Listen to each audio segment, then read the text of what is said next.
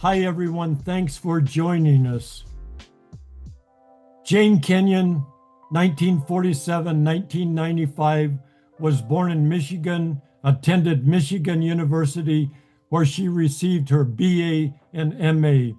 She married the poet Donald Hall, and they lived on Hall's family farm in New Hampshire. She had 4 poetry books published in her lifetime, including Let Evening Come, 1990. We are reading today from Jane Kenyon Collected Poems, 2005. She sets the stage in her poems in a place. Among the places are home, front porch, farm, church, store, school, bus stop, school, dinner party, pond. They are placed in a particular season. You can feel the seasonal changes in a sensuous way. She's religious, sexual, a lover of America. Her poetry is pastoral. She uses objective correlative. We're with her, and feel what emotion she experiences, including love and grief.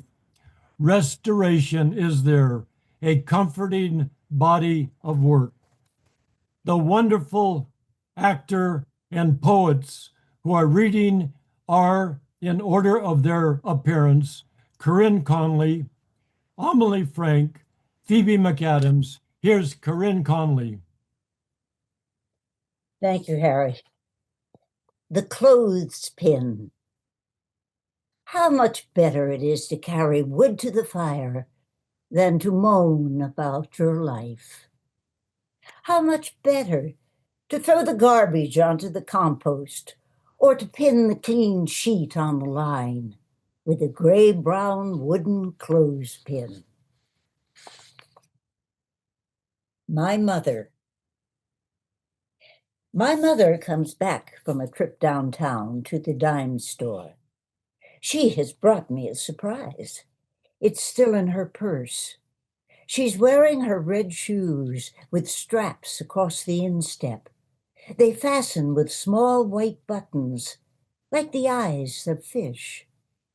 She brings back zippers and spools of thread, red, yellow, and green, for her work, which always takes her far away, even though she works upstairs in the room next to mine. She is wearing her blue plaid full-skirted dress with the large collar, her hair fastened up off her neck. She looks pretty. She always dresses up when she goes downtown. Now she opens her straw purse, which looks like a small suitcase. She hands me the new toy, a wooden paddle with a red rubber ball attached to it by an elastic string. Sometimes when she goes downtown, I think she will not come back.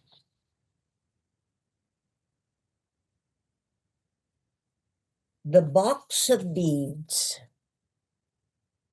This morning I came across a box of my grandmother's beads, all tangled and coming unstrung. I hardly knew my mother's parents.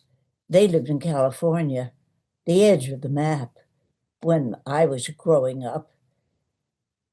Grandfather fastened this necklace while she held her hair looking at him in the dressing table mirror.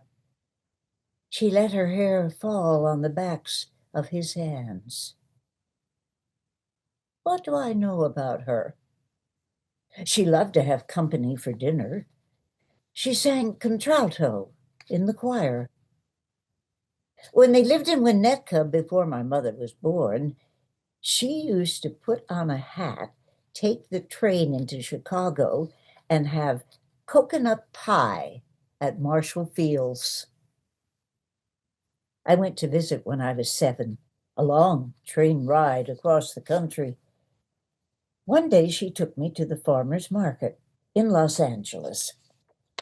She bought me a beaded belt that said California and a Mexican jumping bean in a plastic box. She wore perfume. She had a kumquat tree in her garden. When she died, cousin sent me her Turkish coffee pot, and my mother gave me this box of beads. Here is an apricot-colored glass pendant, some long, opaque black beads. Oh, some green ones, small and bright as fresh peas.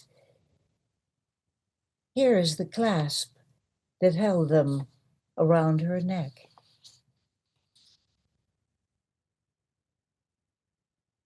Afternoon in the house. It's quiet here. The cats sprawl, each in a favored place. The geranium leans this way to see if I'm writing about her. Head all petals, brown stalks, and those green fern fans. So you see, I am writing about you. I turn on the radio. Wrong.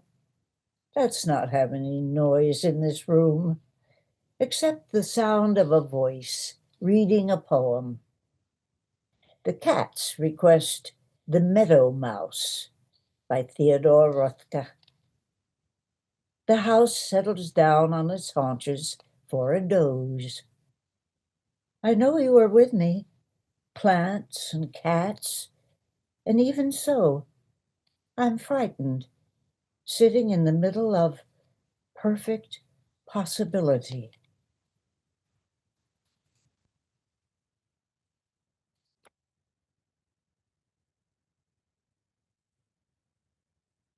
Full moon in winter. Bare branches rise and fall overhead. The barn door bangs loose, persistent as remorse after anger and shouting. Dogs bark across the pond. The shadow of the house appears on the crusted snow, like the idea of a house. And my own shadow lies down in the cold at my feet, lunatic, like someone tired of living in a body, needy and full of desire.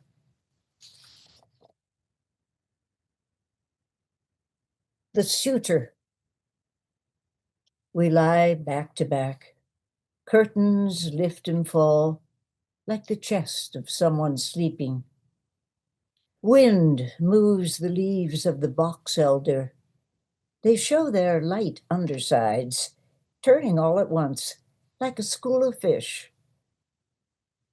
Suddenly, I understand that I am happy. For months, this feeling has been coming closer, stopping for short visits, like a timid suitor.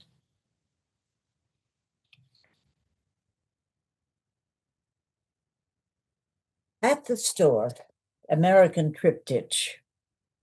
One at the store. Clumps of daffodils along the storefront bend low this morning, late snow pushing their bright heads down. The flag snaps and tugs at the pole beside the door. The old freezer, full of Maine blueberries and breaded scallops, mumbles along. A box of fresh bananas on the floor, luminous and exotic.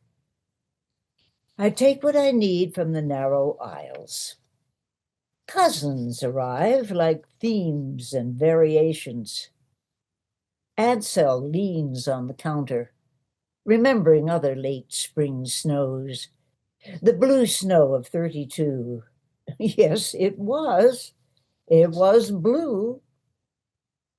Forrest comes and goes quickly with a length of stovepipe, telling about the neighbor's chimney fire. The store is a bandstand.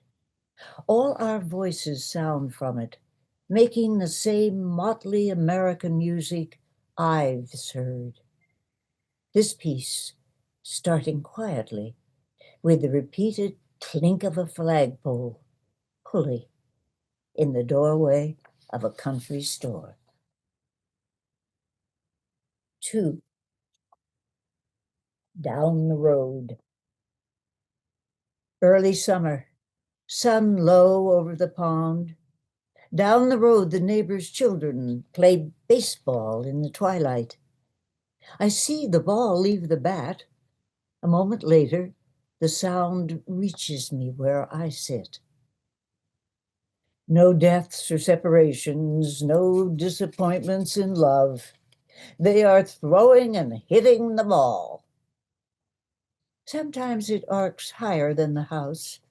Sometimes it tunnels into tall grass at the edge of the hayfield. 3. Hot luck at the Wilmot Flat Baptist Church. We drive to the flat on a clear November night. Stars and planets appear in the eastern sky, not yet in the west. Voices rise from the social hall downstairs. The clink of silverware and the plates, the smell of coffee. As we walk into the room, faces turn to us, friendly and curious. We are seated at the speaker's table, next to the town historian, a retired school teacher who is lively and precise. The table is decorated with red, white, and blue streamers and framed at Time and Newsweek covers of the president just elected. Someone has tied peanuts to small branches with red, white, and blue yarn and set the branches upright in lumps of clay at the center of each table. After the meal, everyone clears food from the tables and tables from the hall. Then we go up to the sanctuary, where my husband reads poems from the pulpit. One woman looks out the window continually. I notice the altar cloth tasseled and embroidered in gold thread. Till I come. There is applause after each poem. On the way home, we pass the white clapboard faces of the library and town hall, luminous in the moonlight.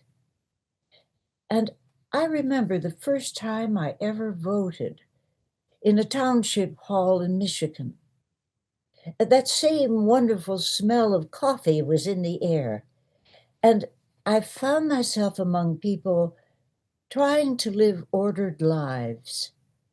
And again, I am struck with love for the Republic.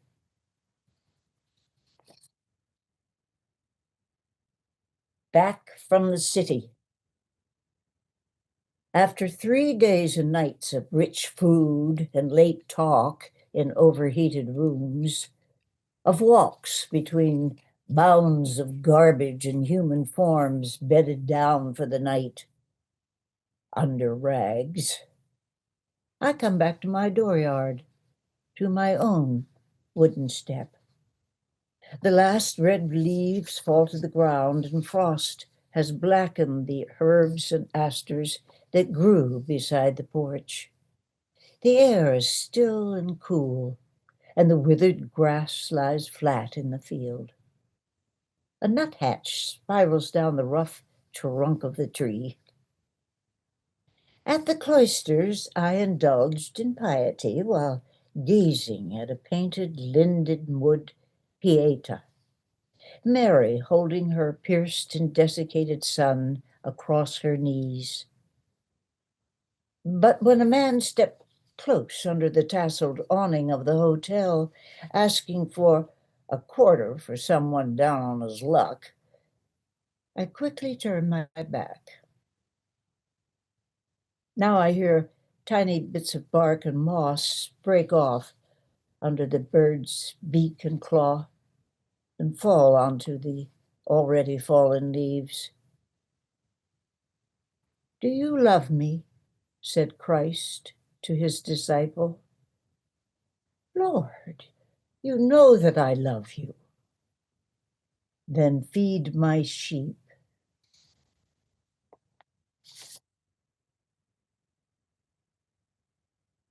Bright sun after heavy snow. A ledge of ice slides from the eaves, piercing the crusted drift. Astonishing how even a little violence eases the mind. In this extreme state of light, everything seems flawed. The streaked pane, the forced bulbs on the sill that refuse to bloom. A wad of dust rolls like a desert weed over the drafty floor. Again, I recall a neighbor's small affront. It rises in my mind like the huge banks of snow along the road. The plow, passing up and down all day, pushes them higher and higher. The shadow of smoke rising from the chimney moves abruptly over the yard. The clothesline rises in the wind. One wooden pin is left, solitary as a finger. It too rises and falls. And now let me introduce you to our next reader, Amélie Frank. Thank you, Corinne. Evening sun. Why does this light force me back to my childhood? I wore a yellow summer dress and the skirt made a perfect circle, turning and turning until it flared to the limit, was irresistible. The grass and trees, my outstretched arms, and the skirt whirled in the ochre light of an early June evening.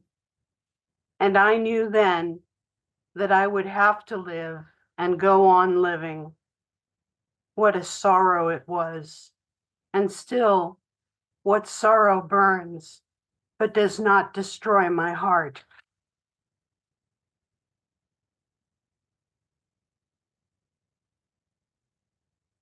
Portrait of a figure near water. Rebuked, she turned and ran uphill to the barn. Anger, the inner arsonist, held a match to her brain. She observed her life against her will. It survived the unwavering flame.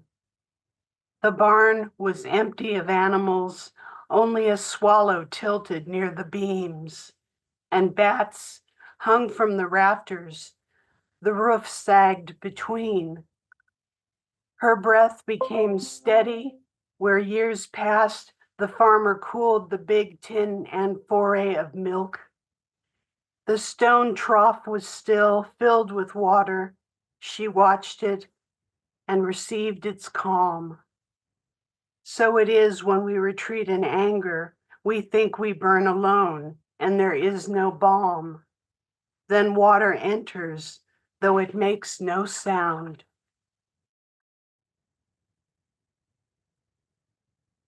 Trouble with math in a one-room country school.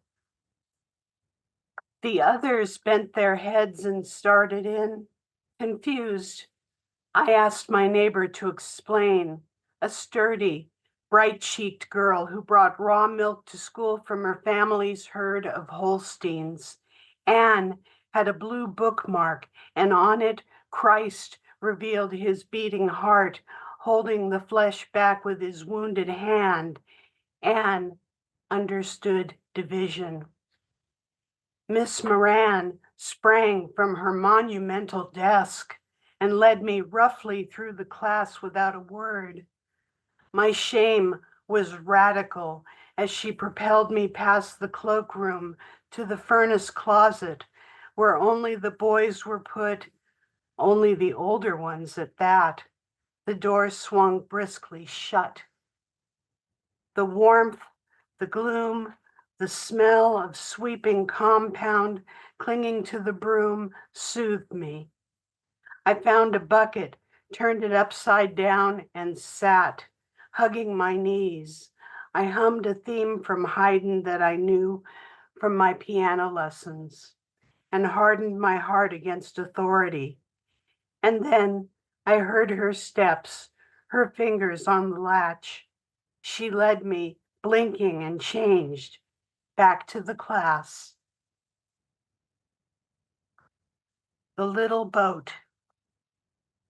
As soon as spring peepers sounded from the stream and boggy lower barnyard across the road, Mother let us bring out the cots and sleeping bags, red and gray and black, plaid flannel, still smelling of the cedar chest. How hard it was to settle down that first night out on the big screened porch. 3 times trains passed the crossing and the peeper's song was lost under the whistle, too long, too short. The rumble and clacking and clang of the crossing bell. The neighbor's cocker spaniel howled the whole time and for a full 2 minutes after. Or rain sluiced from the eaves and we saw black limbs against a sky whitened by lightning. The gloom was lavish and agreeable. August came. Mother took us to Wars on State Street, bought each of us a reader, speller, Big Ten tablet, a bottle of amber glue with a slit like a closed eye, pencils, erasers of a violet pink, a penman workbook for practicing loops that looked to me like the culvert under the road, whose dark and webby length brother and I dared each other to run through, and crayons, the colors ranging from one to another until what began as yellow ended amazingly as blue. One morning, we walked to the top of Foster Road and stood under the Reimer's big maple. Ground fog rose from the hay stubble. We heard gears grinding at the foot of the hill. The bus appeared, and we knew we had to get in. All day in my imagination, my body floated above the classroom, navigating easily between fluorescent shoals. I was listening, floating, watching. The others stayed below at their desks. I saw the crown of my own head bending over a book, and no one knew I was not where I seemed to be.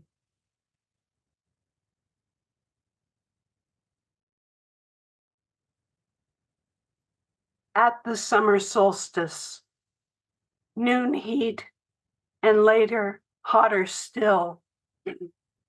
The neighbor's son rides up and down the field, turning the hay, turning it with flourishes. The tractor dips into the low clovery place where melt from the mountains comes down in the spring and wild lupin grows. Only the boy's blonde head can be seen, but then he comes smartly up again to whirl deft around the pear tree near the barn. Bravo, bravissimo. The tall grass lies, cut, turned, raked, and dry. Later, his father comes down the lane with the baler. I hear the steady thumping all afternoon. So hot today. I will stay out in our room with the shades drawn, waiting for you to come with sleepy eyes and pass your fingers lightly up my thighs.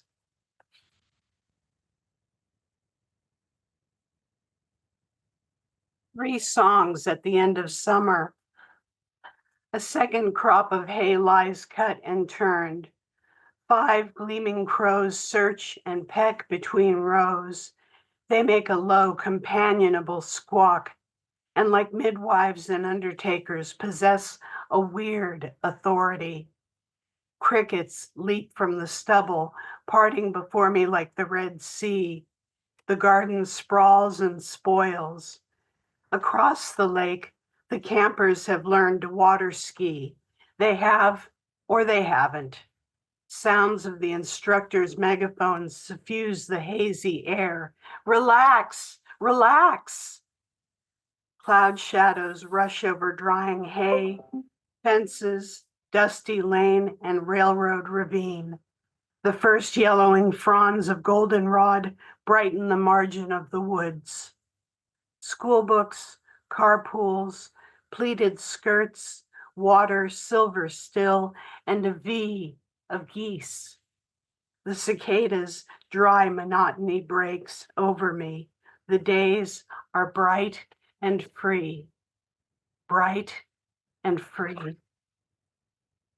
Then why did I cry today for an hour with my whole body, the way babies cry? A white, indifferent morning sky, and a crow hectoring from its nest high in the hemlock, a nest as big as a laundry basket. In my childhood, I stood under a dripping oak while autumnal fog eddied around my feet, waiting for the school bus with a dread that took my breath away. The damp dirt road gave off the same complex, organic scent. I had the new books, words, numbers, and operations with numbers I did not comprehend, and crayons unspoiled by use in a blue canvas satchel with red leather straps. Spruce, inadequate and alien, I stood at the side of the road. It was the only life I had. The pair. There is a moment in middle age when you grow bored, angered by your middling mind, afraid. That day the sun burns hot and bright, making you more desolate. It happens subtly, as when a pear spoils from the inside out, and you may not be aware until things have gone too far.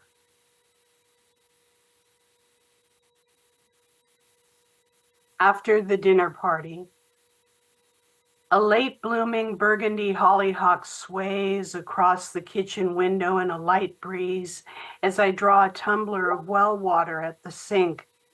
We're face to face, as in St. Paul's epistles or the later novels of Henry James.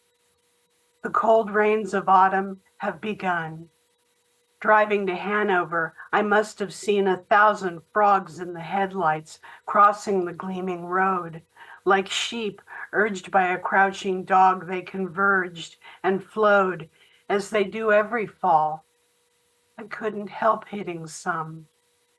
At dinner, I laughed with the rest, but in truth, I prefer the sound of pages turning and coals shifting abruptly in the stove.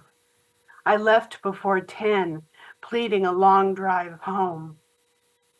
The smell of wood smoke hung over the small villages along the way. I passed the huge, cold, gray stone buildings left by the chased Shakers. Any window will still open with one finger, hands to work and hearts to God. Why do people give dinner parties? Why did I say I'd come? I suppose no one there was entirely at ease. Again, the flower leans this way. You know it's impolite to stare. I'll put out the light, and there's an end to it. And now I'm happy to present Phoebe MacAdams. We let the boat drift. I set out for the pond, crossing the ravine where seedling pines start up like sparks between the disused rails of the Boston and Maine. The grass in the field would make a second crop if early autumn rains hadn't washed the goodness out. After the night's hard frost, it makes a brittle rustling as I walk. The water is utterly still. Here and there, a black twig sticks up. It's 5 years today, and even now I can't accept what cancer did to him. Not death so much as the annihilation of the whole man, sense by sense, thought by thought, hope by hope. Once we talked about the life to come. I took the Bible from the nightstand and offered John 14, quote, I go to prepare a place for you. Fine, good, he said. But what about Matthew? You, therefore, must be perfect, as your heavenly Father is perfect. And he wept. My neighbor honks and waves driving by. She counsels troubled students, keeps bees. Her goats follow her to the mailbox. Last Sunday afternoon, we went canoeing on the pond. Something terrible at school had shaken her. We talked quietly from far from the shore. The paddles rested across our laps. Glittering drops fell randomly from their tips. The light around us seemed alive, a loon, itinerant. Let us get quite close before it dove, coming up after a long time and well away from humankind. At the Spanish Steps in Rome. Keats had come with his friend Severn for the mild Roman winter. Afternoons, they walked to the Borghese gardens to see fine ladies, nannies with babies, and handsome mounted officers whose horses moved sedately along the broad and sandy paths. But soon the illness kept him in. Severn kept trying in that stoutly cheerful English way. He rented a spinet, hauled it 3 flights, turning it end up on the landings, and played Haydn every day. Love letters lay unopened in a chest. To see your handwriting would break my heart. The poet's anger rose as his health sank. He began to refer to his posthumous existence. One day, while Severn and the porter watched, he flung dish by dish his catered meal into the street. Now the room where Keats died is a museum, closed for several hours midday with the rest of Rome. Waiting on the steps in the wan October sun, I see the curator's pale, exceptionally round face looking down. Everything that was not burned that day, in accordance with the law, is there. Staying at Grandma's. Sometimes they left me for the day while they went, what does it matter where, away. I sat and watched her work the dough, then turn the white shape yellow in a buttered bowl. A coleus, wrong to my eye because its leaves were red, was rooting on the sill in a glass filled with water and azure marbles. I loved to see the sun pass through the blue. You know, she'd say, turning her straight and handsome back to me, that the Holy Ghost is that the body is the temple of the Holy Ghost. The Holy Ghost, the I thought, studying the toe of my new shoe, glad she wasn't looking at me. Soon I'd be back at school. No more mornings at Grandma's side while she swept the walk or shook the dust mop by the neck. If she loved me, why did she say that 2 women would be grinding at the mill and that God would come out of the clouds when they were least expecting him, choose one to be with him in heaven, and leave the other there alone? Lines for Akhmatova. The night train from Moscow, beginning to slow, pulled closer to your sleeping city. A sound like tiny bells in the cold air. Then the attendant appeared with glasses of strong tea. Wake up, ladies. This is Leningrad. The narrow canals gleam black and still under ornate street lamps. And in the parks, golden leaves lie on the sandy paths and wooden benches. By light of day, old women dressed in black sweep them away with birch stick brooms. Your work, your amorous life, your scholarship, everything happened here, where the party silenced you for 25 years for writing about love, a middle-class activity. Husband and son, lovers, dear companions were imprisoned or killed, emigrated or died. You turned still further inward, imperturbable as a lion gate, and lived on stubbornly, learning Dante by heart. In the end, you outlived the genocidal Georgian with his mustache thick as a snake.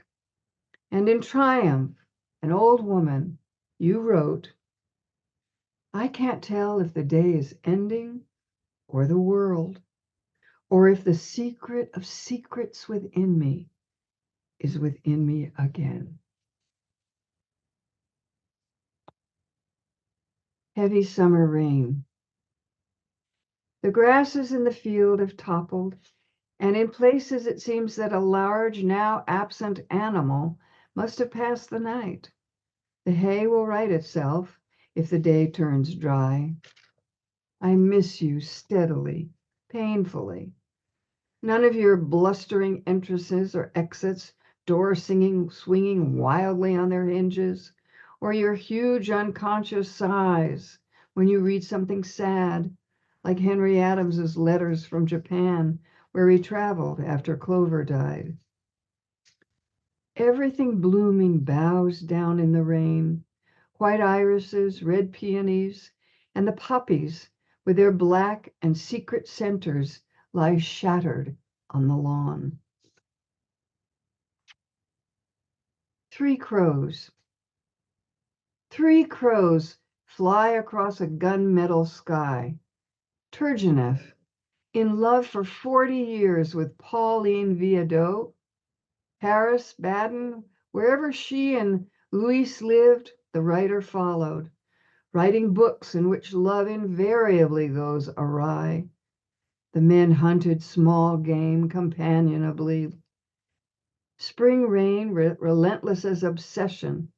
The mountain streams run swift and full. The red tassels of blooming maples hang bright against the white, black bark. I lived, he said, all my life on the edge of another's nest.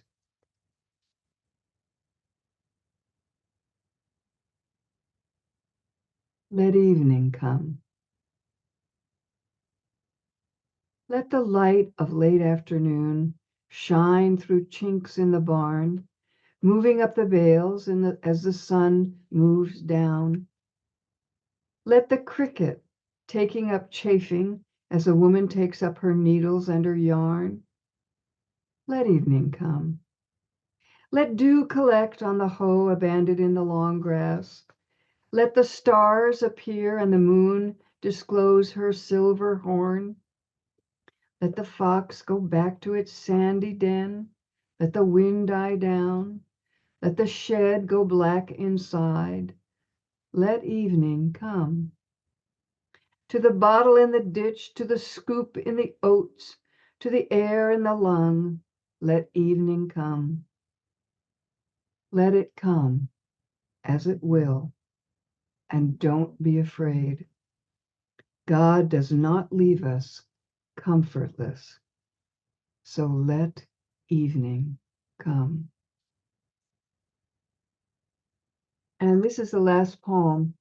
And Jane Kenyon was plagued throughout her life with bipolar disease and serious depression.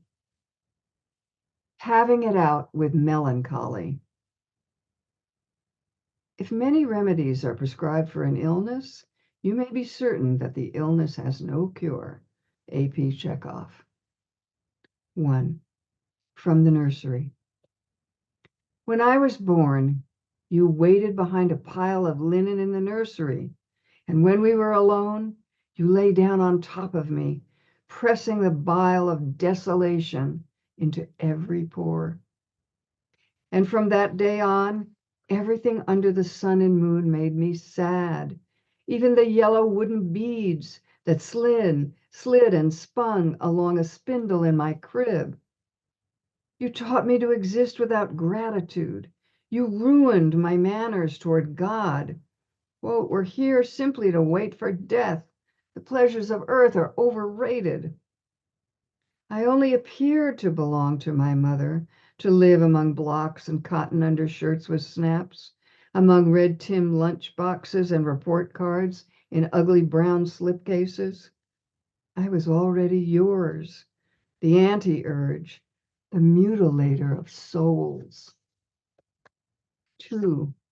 Bottles. Elavil, ludidiamil,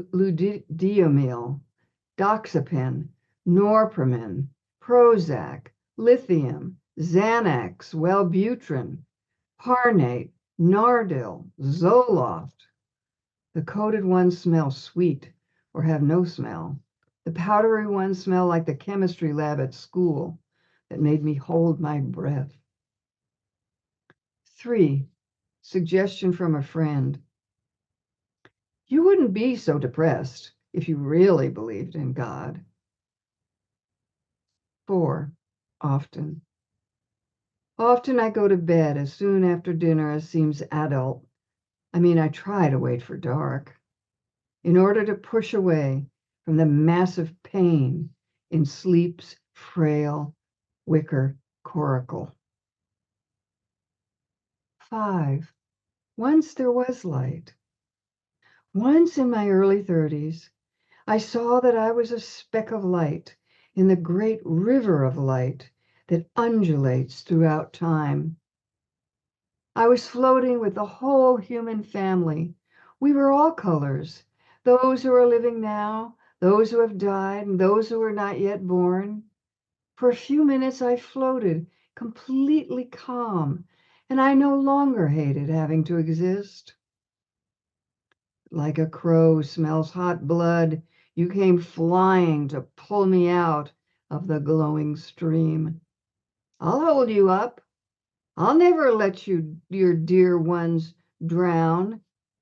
After that, I wept for days. 6. In and out. The dog searches until he finds me upstairs, lies down with a clatter of elbows, and puts his head on my foot. Sometimes the sound of his breathing saves my life. In and out, in and out. A pause, a long sigh. 7. Pardon. A piece of burned meat wears my clothes, speaks in my voice, dispatches obligations haltingly or not at all. It is tired of trying to be stout-hearted, tired beyond measure. We move on to the monoamine oxidase inhibitors. Day and night, I feel as if I had drunk 6 cups of coffee, but the pain stops abruptly.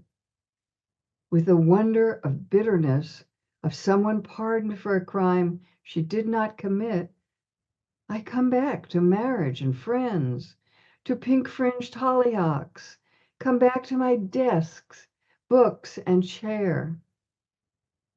8. Credo. Pharmaceutical wonders are at work, but I believe only in this moment of well-being. Unholy ghost, you are certain to come again. Coarse, mean, you'll put your feet on the coffee table, lean back, and turn me into someone who can't take the trouble to speak, someone who can't sleep, or who does nothing but sleep, can't read or call for an appointment for help. There is nothing I can do against your coming.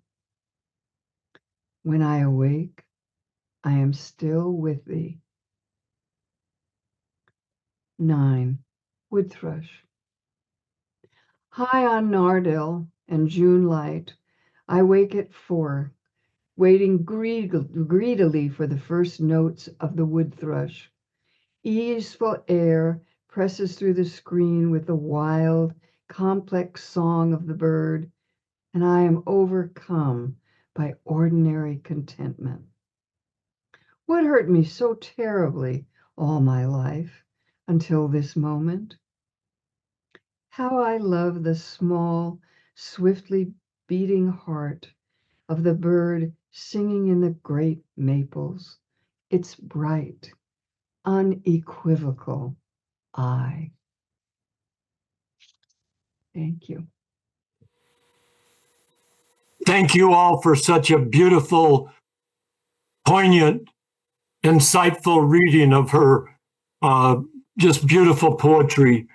Corinne is not here, evidently, so why don't we start with Amélie and then go to Phoebe and talk a little bit about the poetry and the reading. There's Corinne. So Corinne, why don't you start and say a few words about her poetry, the reading, and so Corinne and then Amélie and Phoebe. Corinne? I must say, I think, for one thing, Harry, it's wonderful to read a poet who is so accessible, for me at any rate. I'm anxious to hear what our real poets, Amélie and Phoebe, say about her. But for myself, she spoke, I guess, from where I came from. She seemed to grow. I was brought up in small towns, and I just had that feeling about her in the classroom and everything, and her reactions. And I didn't get the sense she spoke so beautifully and so simply about things, but underneath there were such profound thoughts and deep emotions that she dealt with all the time. And it wasn't really until Phoebe read that last poem about her melancholy that really it's just striking to me that anyone it could live and to describe that. And I wondered to myself, because I associated with her as a child, thinking, yes, I know all those things.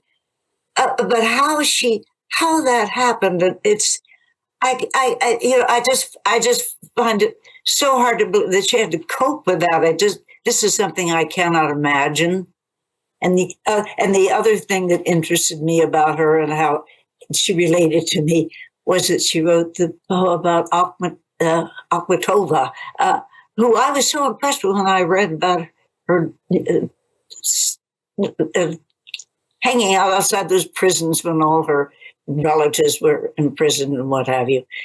So I felt a connection to Jane Kenyon, but I want to hear what the poets say. How could she do all this with that terrible melancholy in her life? Amélie?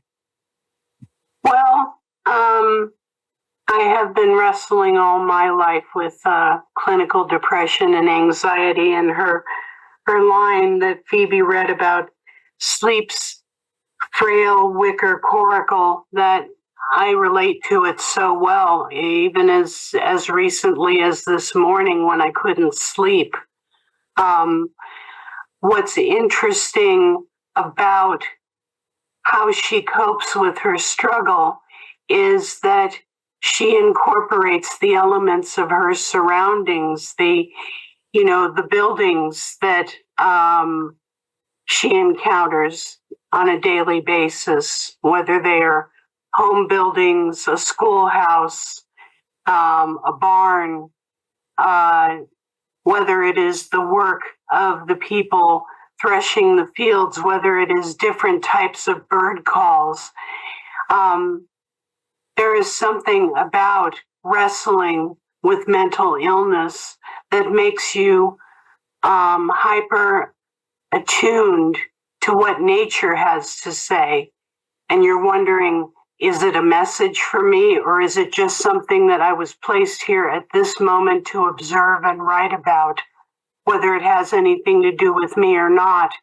She pulls out details of her heartland Midwestern surroundings, much in the way that Andrew Wyeth created characters and landscapes from the same area of the country.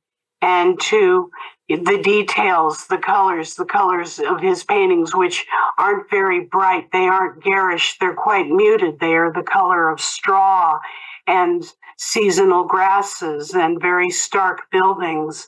And yet there is an undeniable beauty that moves through it all, almost like the current of water. There is a gentleness even in the melancholy.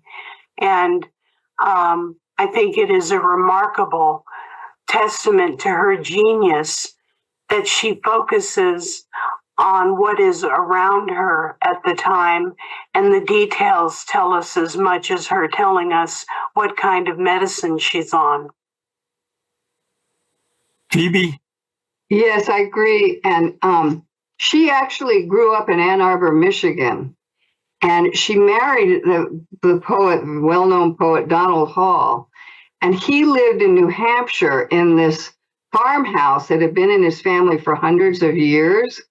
And she moved into this farmhouse from Ann Arbor and had to adjust to this, very old country life. And so I love the descriptions that the quiet, as you say, Amélie, the quiet descriptions of the seasons and the house, and it's kind of like that anchors her.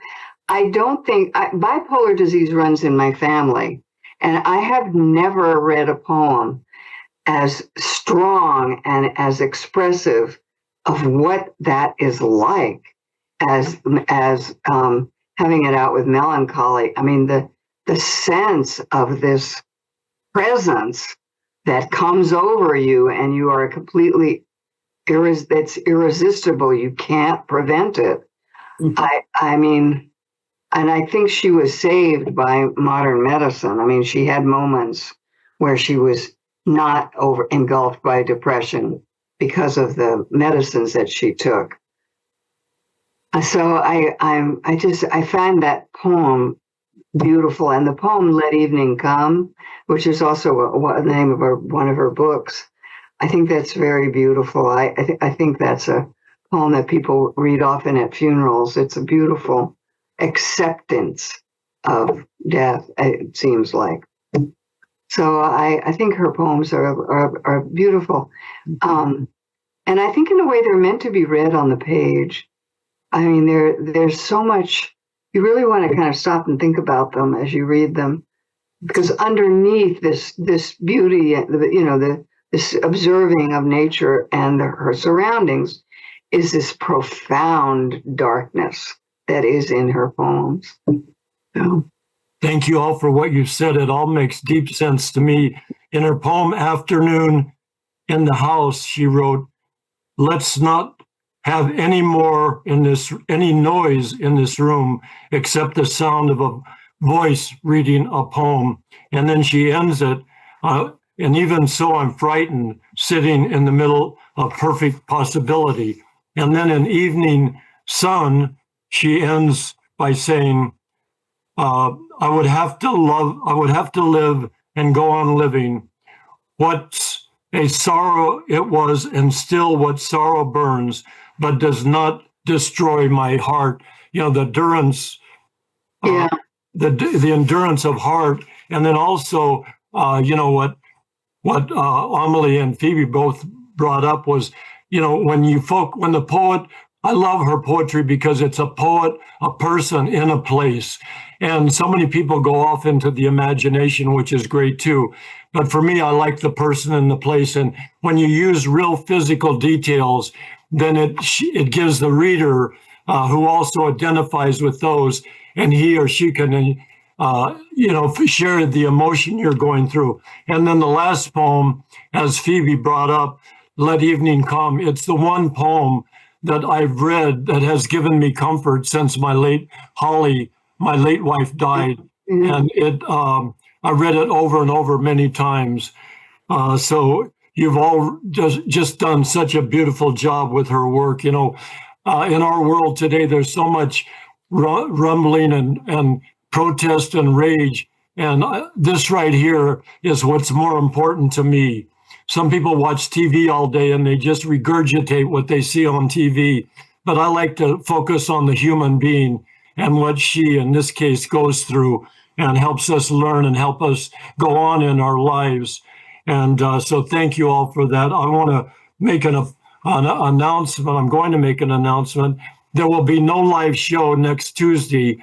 A replay of The Enlightened Heart, an anthology of sacred poetry, which is translated by Stephen Mitchell, will be read by Corinne Conley, Kay Wiseman, Ruthie Elliott, and it will be presented. As I said, it is not live. We're taking a hiatus for one Tuesday. And then the following Tuesday on August 5th, Brendan Constantine and Helena Cardona, both wonderful poets, will be with us. So thank you. Your readings and your understanding of poetry and your mind and your insightfulness and emotional realization have just really touched me deeply and lifted me up.